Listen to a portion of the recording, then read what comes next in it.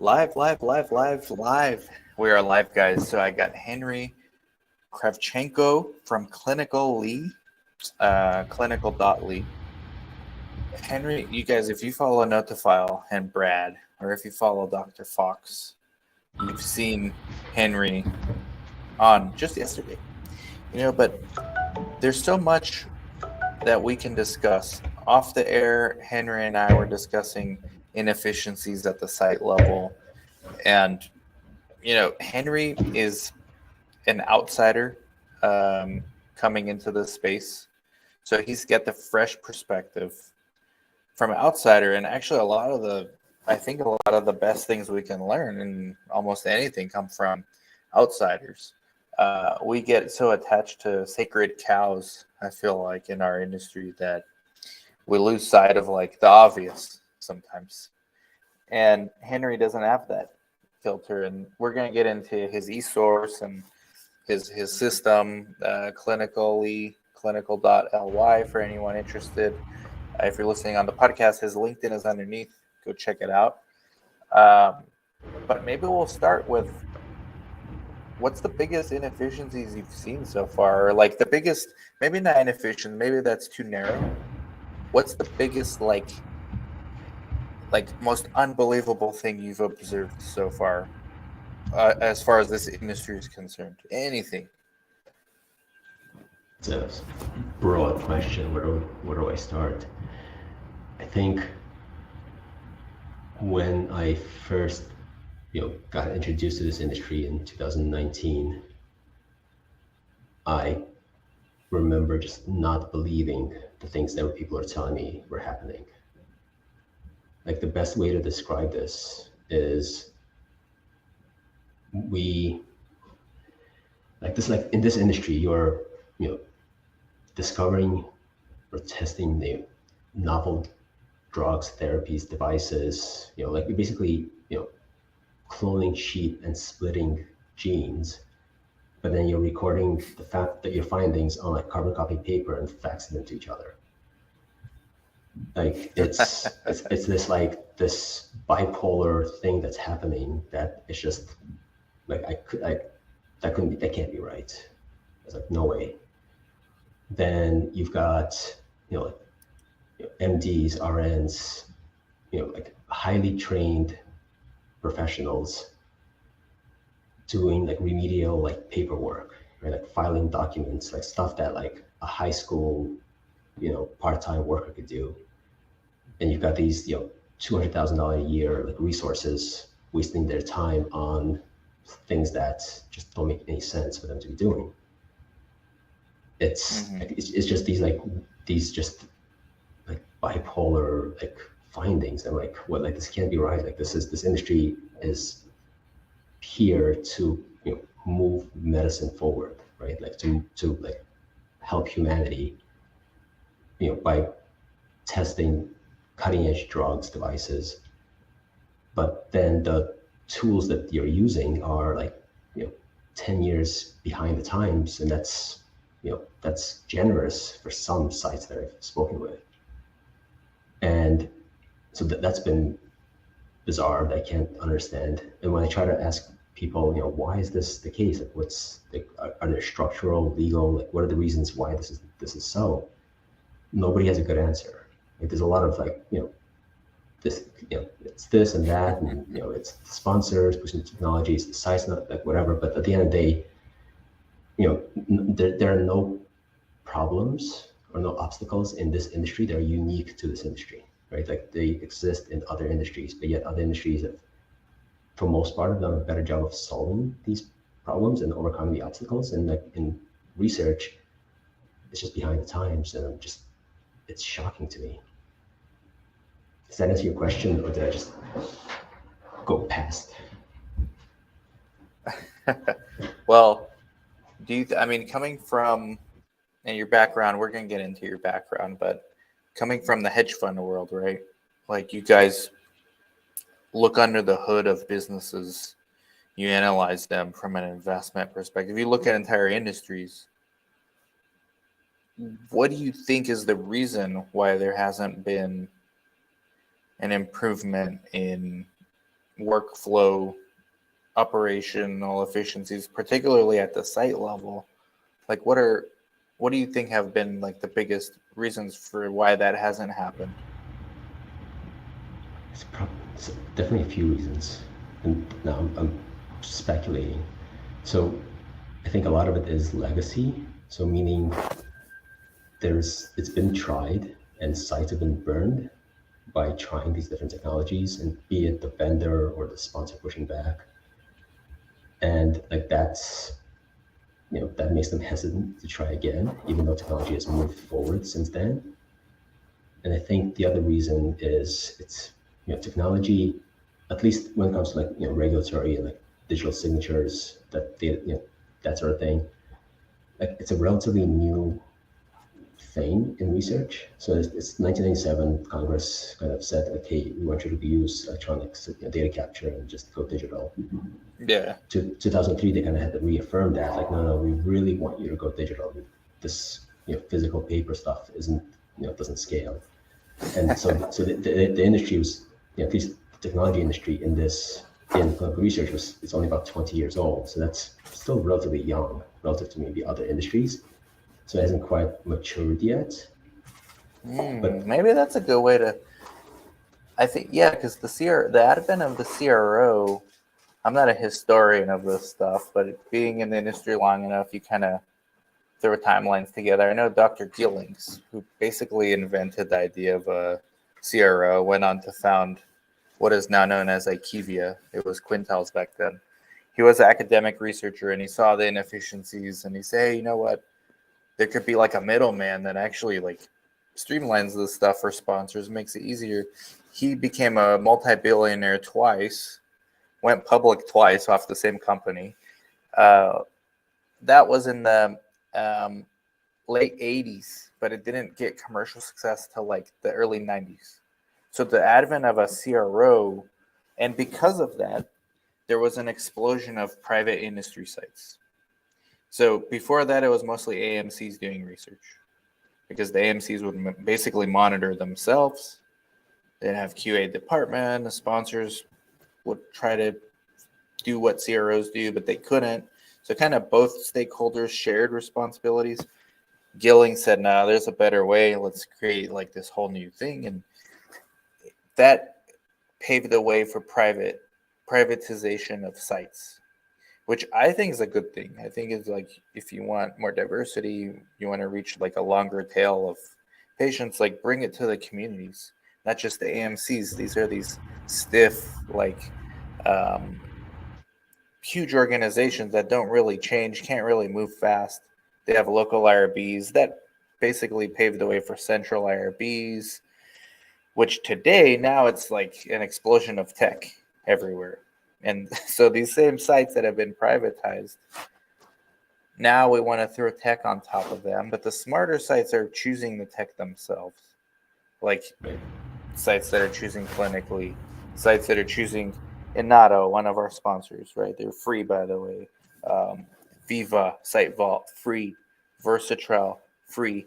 Creo, these are the sponsors I have. That's the only one that's not free, but sites choose these things on their own, right? These are not forced by sponsors, but there's plenty of tech that is also forced on the sites by sponsors when it comes to like IRT, when it comes to imaging portals, when it comes to just all kinds of stuff in the space. So there's an overburdening, I think, of tech, which is what you alluded to with the sites being burned. Right. It's just so complicated because even the tech itself, that's become, I mean, what's not tech now? Like you could argue anything is high tech, no matter what you do. The fact that we're doing this broadcasting live, to all these people watching, that's high tech. We don't really think of it as tech, right? So there is an increase in efficiencies. I don't know if tech solves all of it, though. I think so much, like we discussed off air, sites really need to scale the unscalable. And I think big business, that's not in the interest of big business. Like you're a hedge fund guy, right? If you hear we're trying to scale the unscalable, you're probably thinking something polarized. Either it's going to be a huge success, but most likely it's going to be a failure. It's my guess. Like, you don't really like to hear that, do you? Like, trying to scale the unscalable? It's I have to take the other side of their argument. Like ultimately, so to your point, which I totally agree with, like just to kind of rephrase it in my own words, yeah, like investment managers love inefficiency because that's where there is most to gain.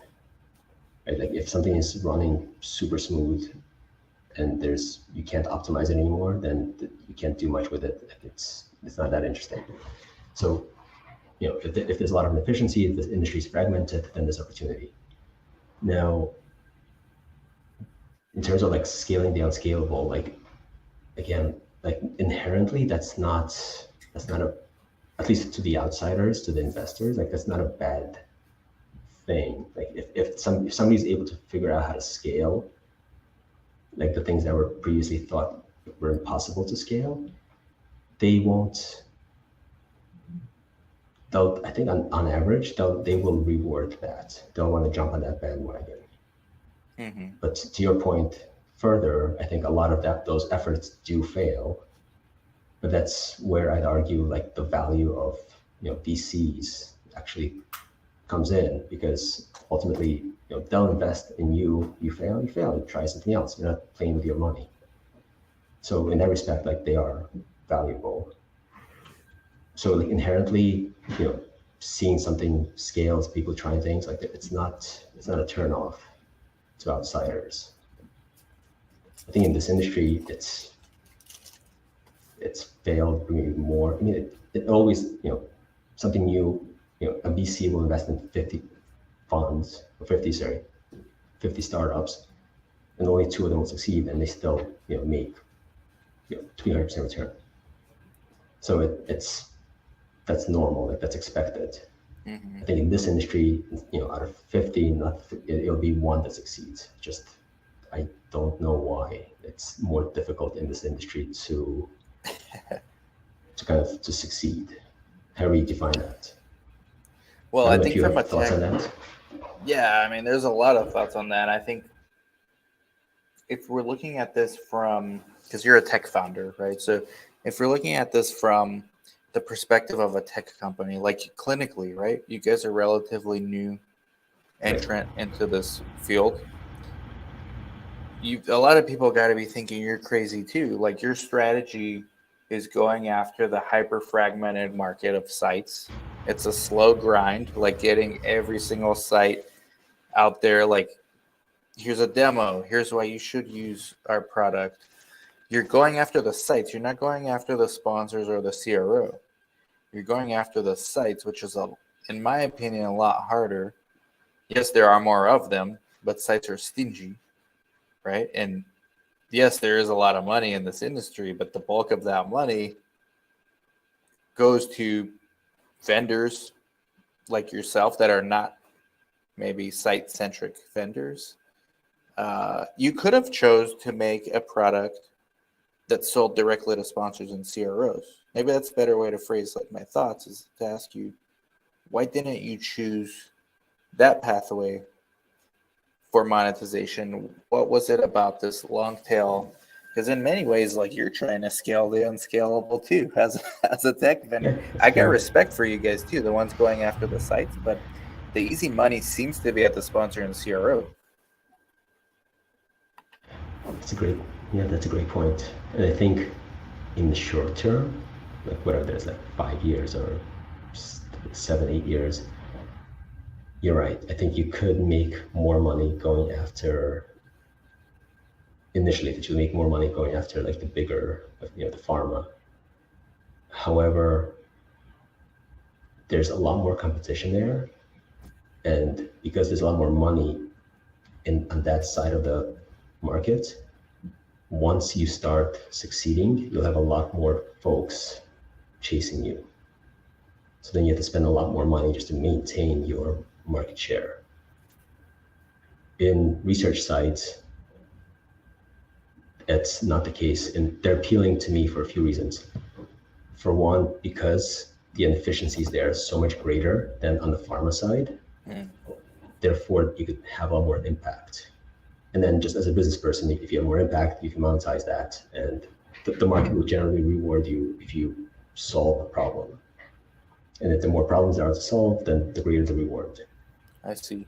So it's the inefficiency that's appealing. I think also in terms of like applying it, right? So like you made that point a little earlier, like not everything needs a technology solution, which I could not agree more, right? Like if you've got a site and everything's working perfectly and like you're happy doing a couple of trials a year and you don't need us, like you're good.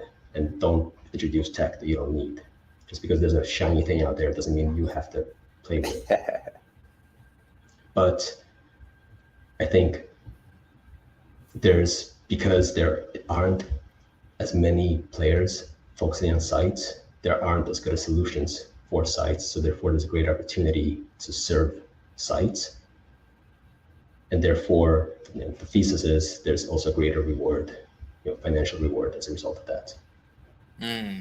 So that's the kind of the thesis behind clinically. Yeah. So if you focus on the most, if you focus on the underserved market and you apply technology well, we are not researchers, like we are technologists, like we admit that. But if we partner with the practitioners and we figure out the technology solutions to solve their problems, to genuinely solve their problems, not make the physical problem a digital one, but actually solve the physical problem using technology, like that's where it gets interesting.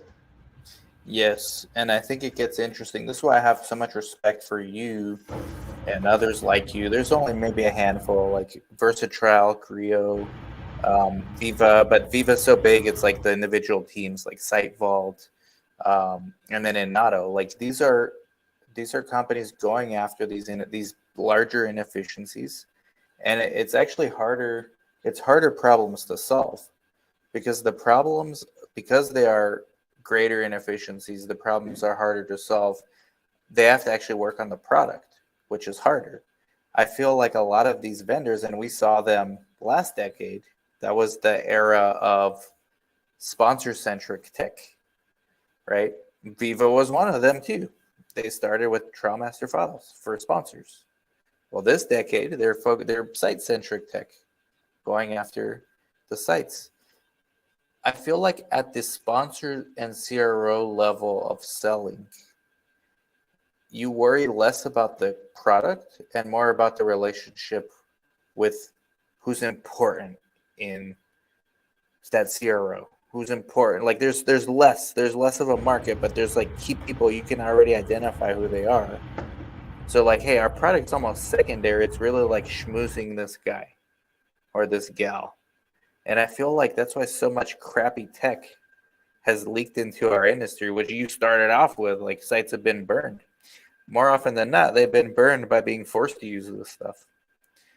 And there's no other explanation I can think of, man. That's the only thing that's been making sense to me, is that the relationships were valued. So the good old boys club basically was what allowed that tech to get in.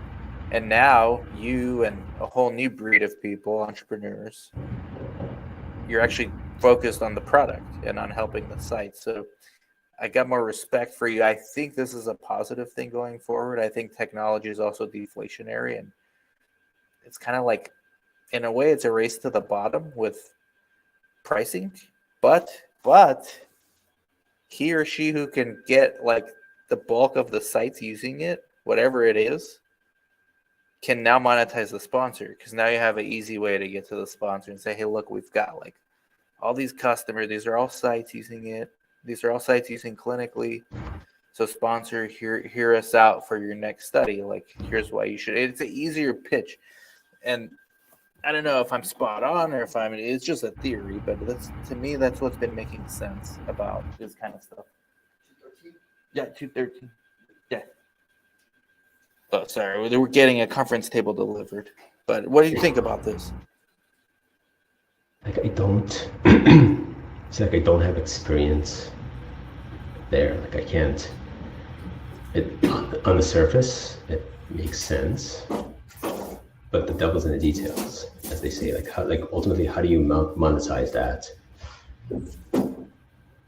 Well, and just because we have 200 sites that we work with, let's say, I'll go to a sponsor and tell them, hey, we have 200 sites that we work with. So, and like now what? Like, yes, we have access to these 200 sites. Okay, cool. You know what I mean? Like, it's ultimately like, what's the value proposition to the sponsor, and then what's the value proposition to the site?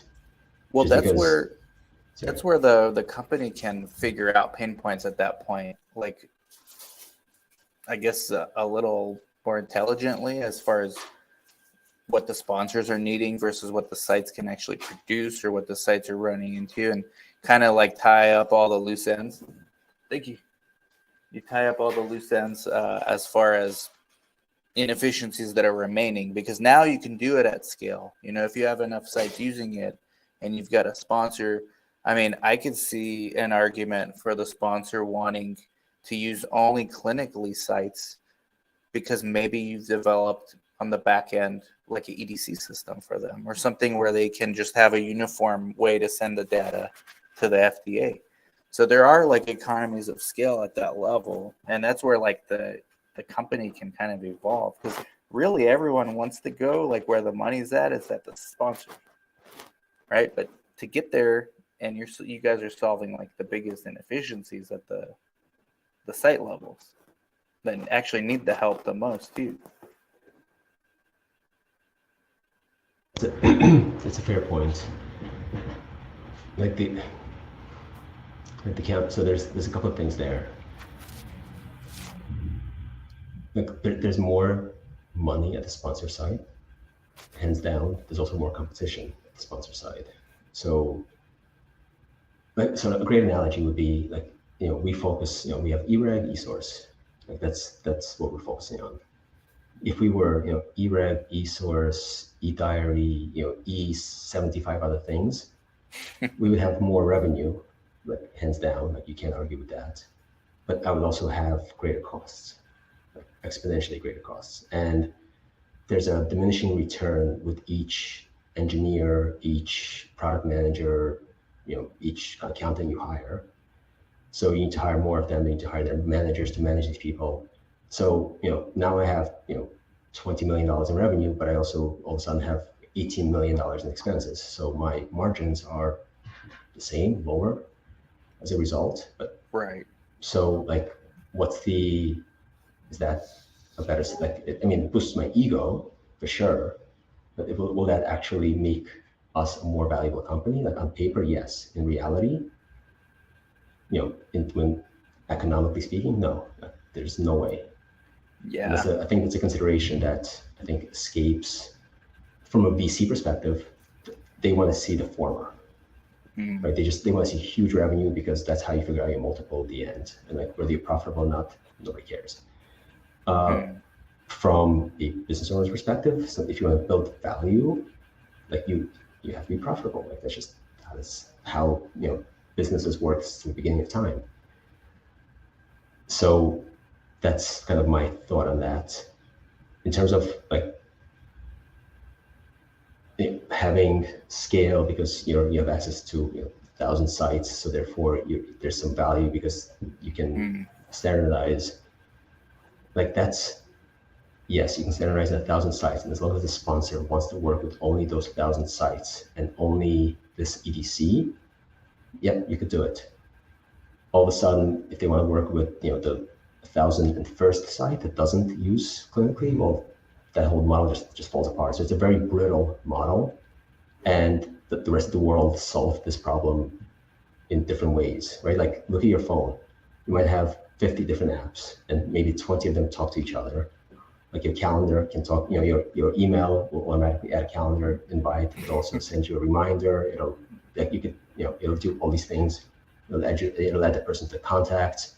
All that happens behind the scenes. Like you don't have to do any of these things. Like you don't have to integrate these apps, because the bigger players out there figured out that we're just going to standardize at the lowest possible level on how we're going to communicate, And then ultimately, me as an email vendor, I don't care which calendar app you use because I know it'll work.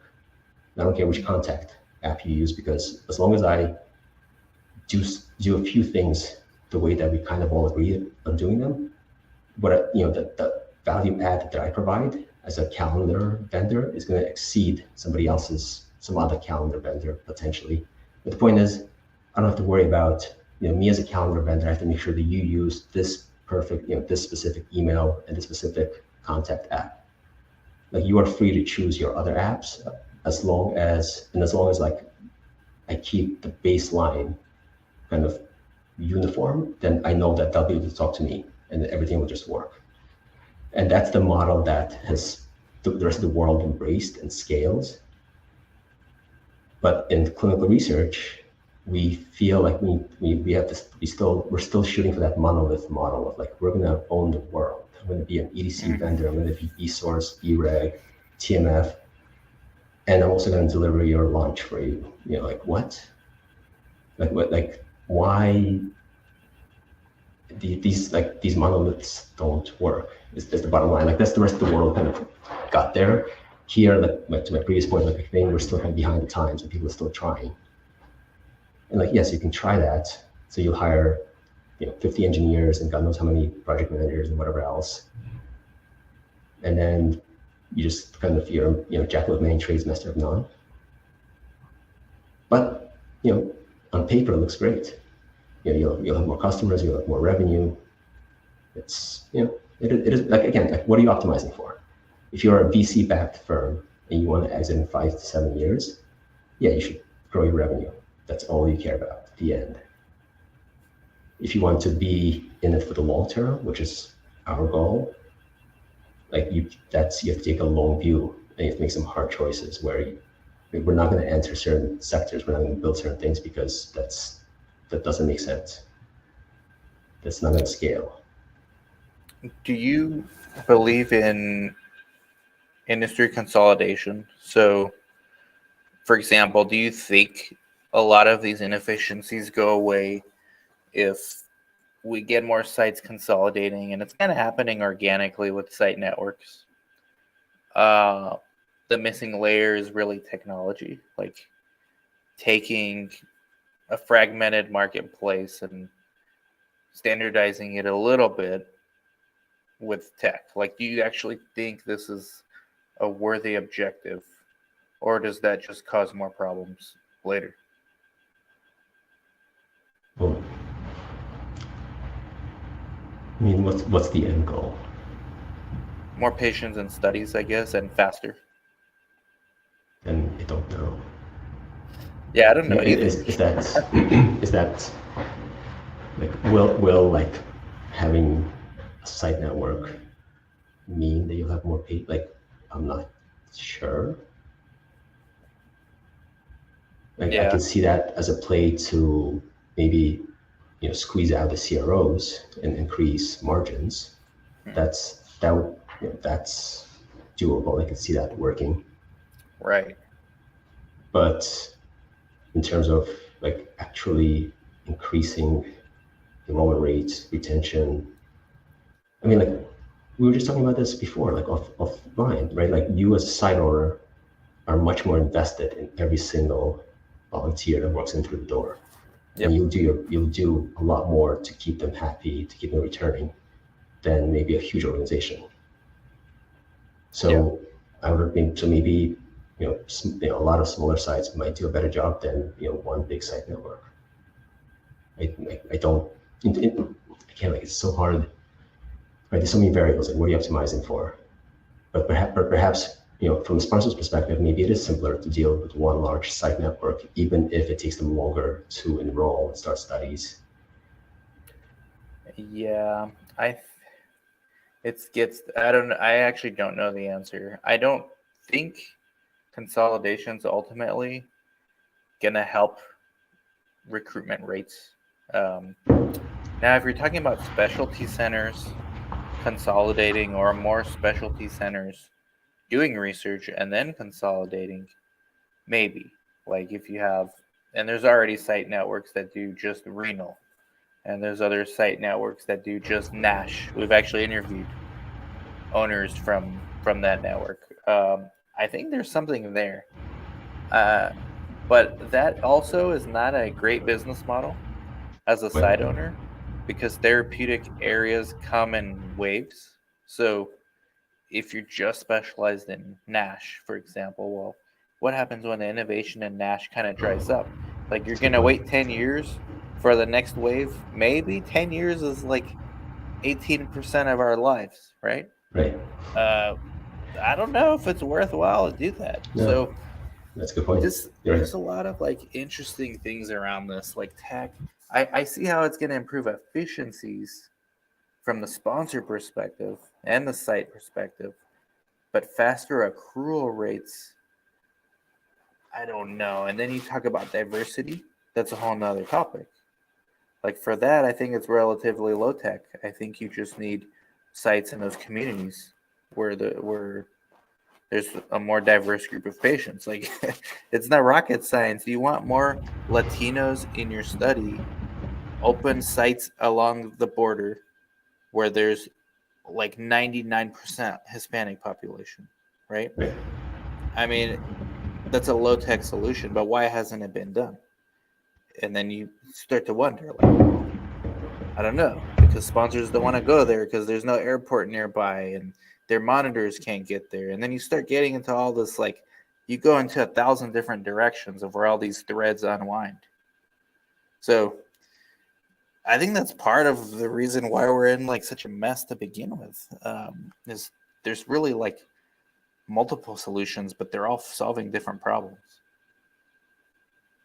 Right, and there's also some solutions solving problems that don't need to be solved. There you go. Because that don't exist. Right. Those are the best kind, maybe. Most money there. Probably. I'm in the wrong business. I need to figure out a problem that doesn't need to be solved. And then solve it and convince the sponsor that they need to pay you for it. Exactly. Without talking to sites first. Just don't. I got this. You don't need to talk to anybody else. Yep. So I assume you go, like, being from outside the industry, I assume you or someone from your team gets out to conferences or sites, like gets their hands dirty. What have been like some big takeaways from you that you come back to the team and say, you know what, we got to work on this? Like, what are some things, like maybe 3 things that you've experienced firsthand? Sure. I think I want to be more specific. So I think usability would be the number one thing that I've heard so many times, like so many people talk about. So what I mean by that is your solution, it has to be intuitive. It has to be like, it has to like not have friction to using it. So you can't, like, if you need to log in 5 times and click 3 things off just to sign a document, then it doesn't work. If you can't, if a screen comes up and you don't know what to do, that's when that screen comes up. Like, that's not a good solution. So it's targeting, so it has to be, usability, meaning it has to target like clinical research professionals, and it has to use the language that they understand. So I think that's probably like number 1 and number 2 things that like I've like heard. I think like like sites, like, I'm like trying not to say things that like we already covered. Like, sites aren't happy with their tech. They get pushed. The tech gets pushed down to them from sponsors. So not every problem, like another thing that and this is a personal thing that maybe I took away, like, not every problem can or should be solved using technology.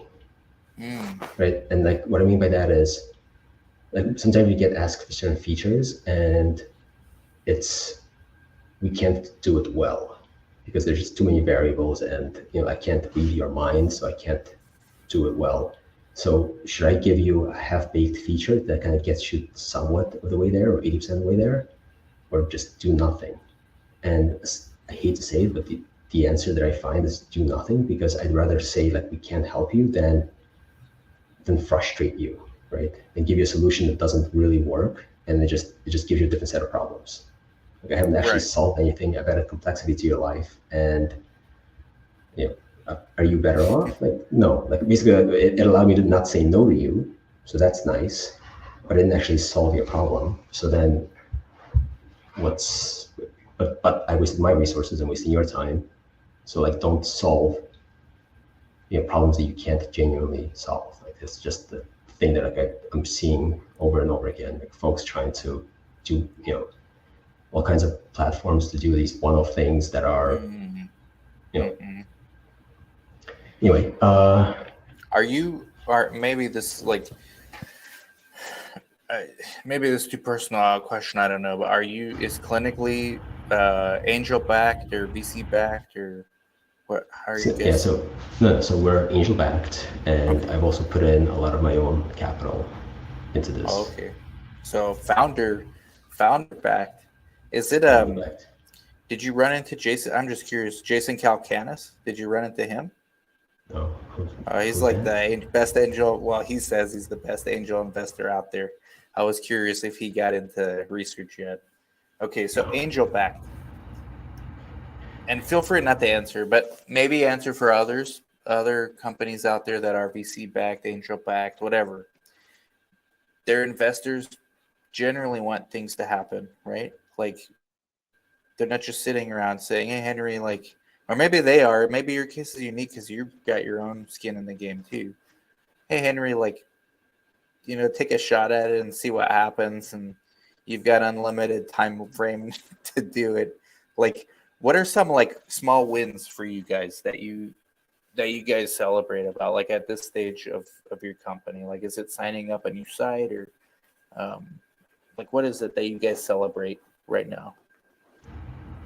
I mean, like startups, it's a tough business, right? It's just there's a high likelihood of failure, and you're by definition, like there's no roadmap that you follow, right? You have to do it differently, otherwise it's not it's not a new idea. It's not something that you can scale because the other person's already done it.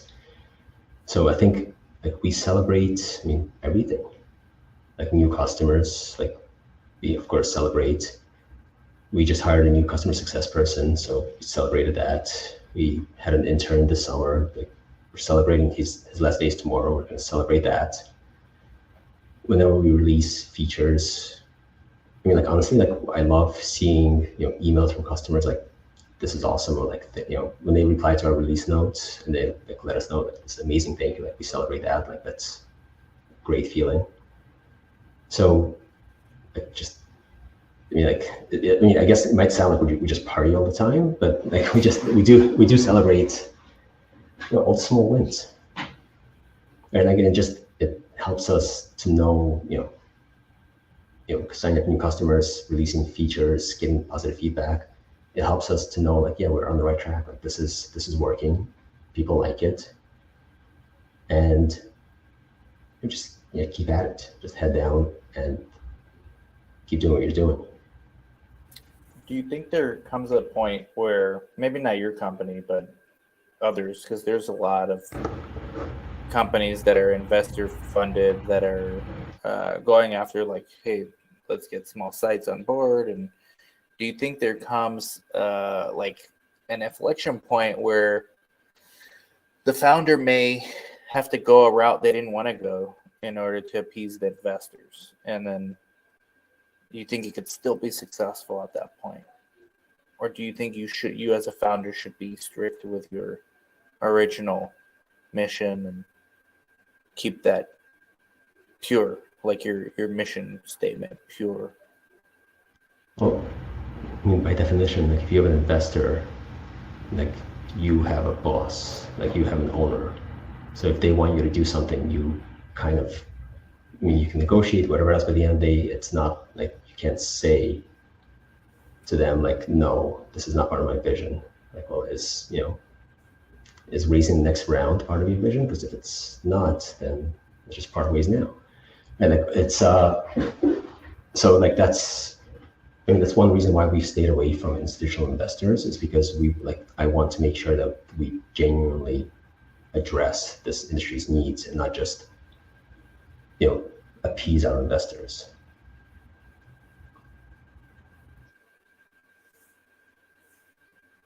The other thing that sorry, just going back to something we were just talking about a second ago about celebrating things. I it's amazing to hear your praises, people loving your software, loving what you're doing.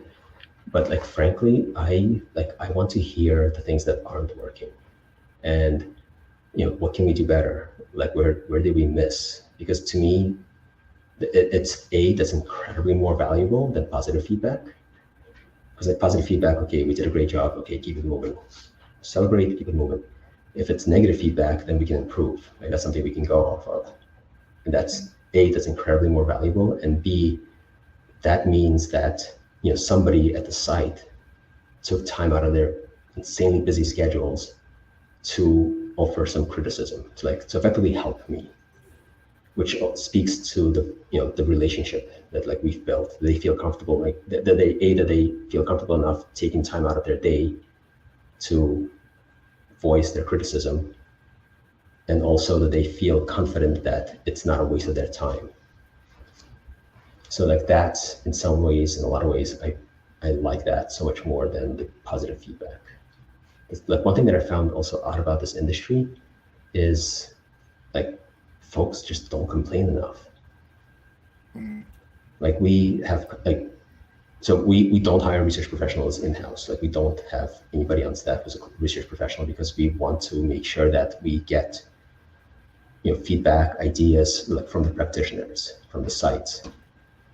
So, but the only way that works is if the sites complain, they tell us what's wrong.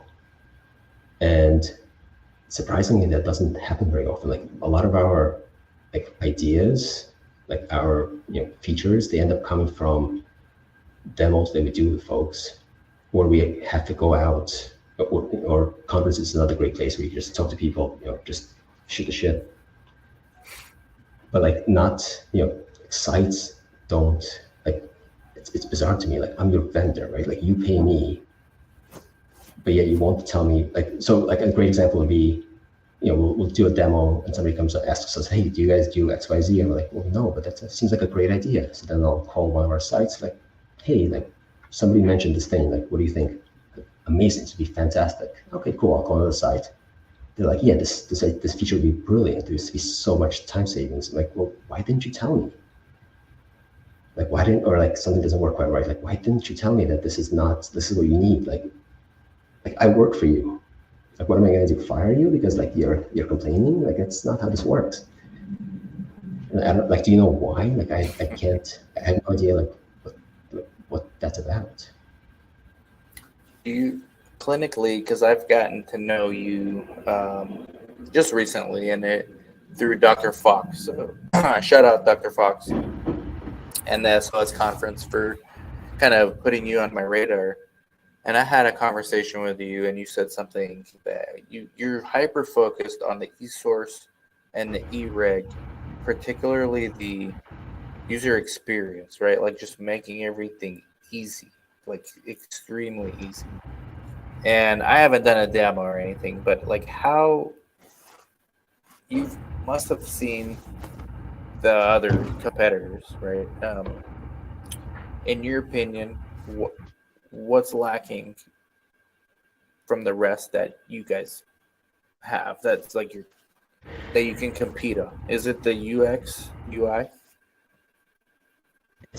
So what's lacking? Maybe nothing, right? If you're using one of our competitors' packages and it's working for you, that's great.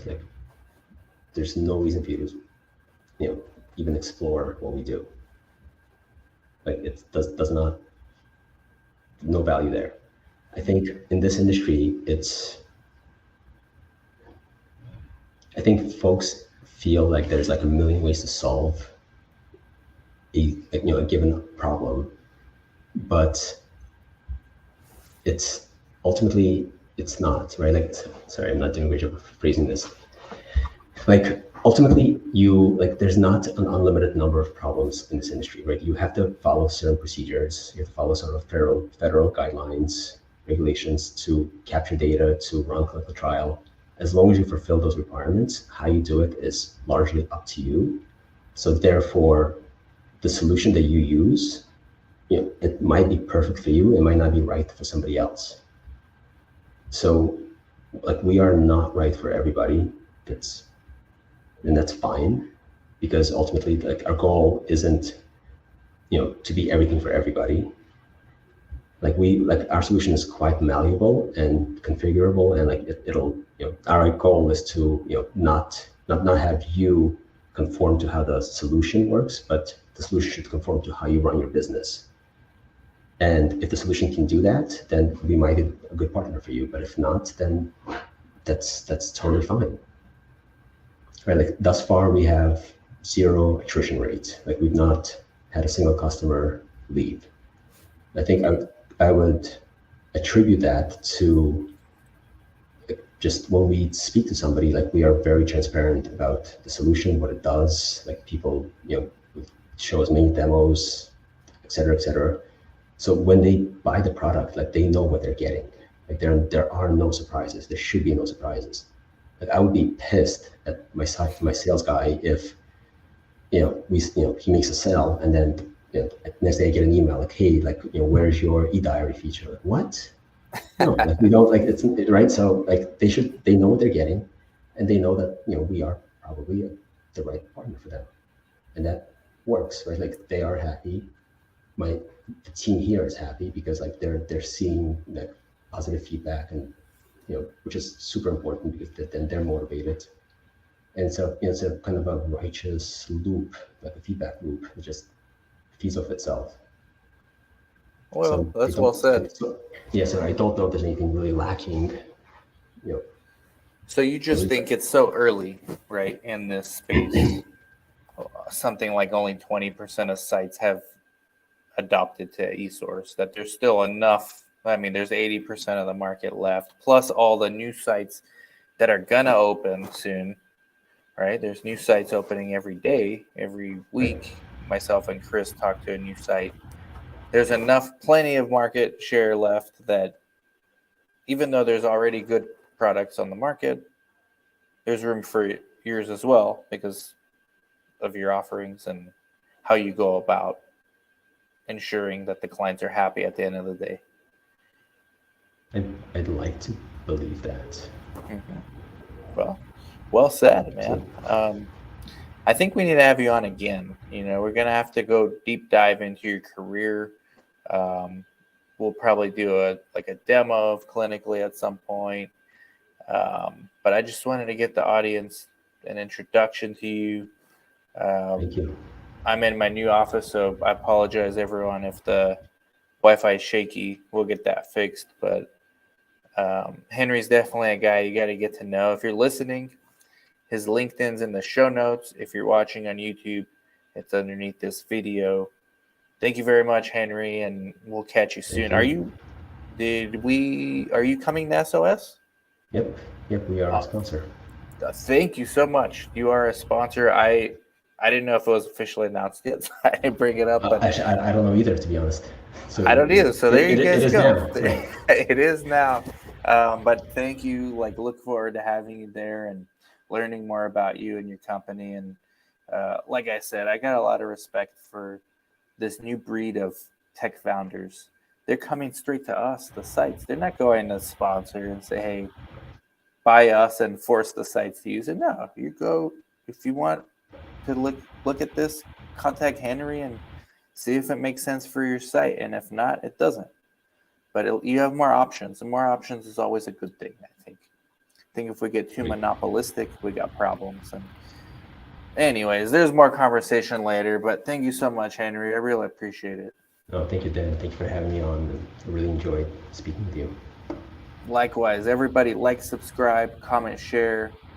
Catch y'all later. Bye-bye.